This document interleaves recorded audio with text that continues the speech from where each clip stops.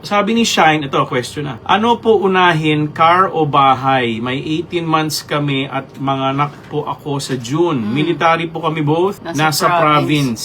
Ang ano? Anak? Nasa province anak namin, may taga-alaga at nasa parents ko. 60,000 sweldo namin combined, minus na dun loan at savings. Okay, ikaw mag ano, car o bahay? Pero ako may iba akong sasabihin mamaya. Ako, Iba-iba may 18 months kami at mga anak po ako sa June. Ako 18 months meaning they have a 1 they year have a baby or, on the way. Ako, may sapat na ba, ang first question ko, may sapat na ba kayo na savings for the baby?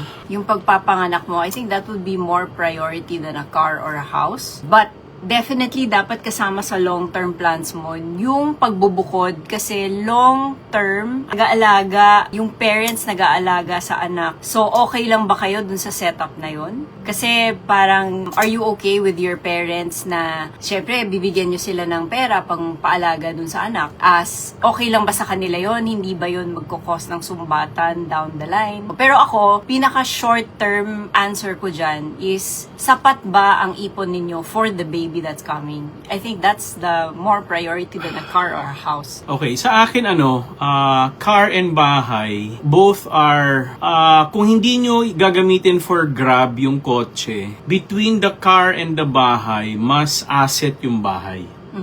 Na may lupa. Na may lupa.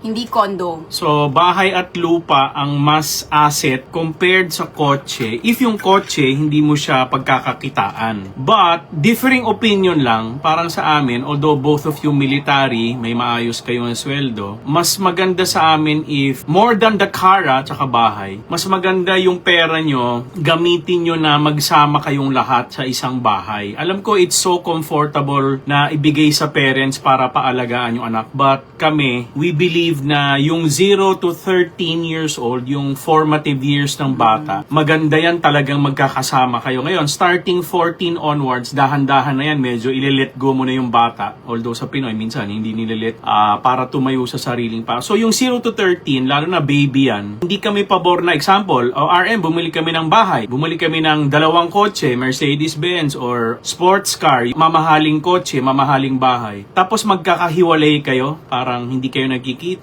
yung anak nyo lumaki sa lola, lumaki sa ano. Para mas maganda sa amin na yung pera nyo, use it. Kung kami yan, we would use the money to keep our family together.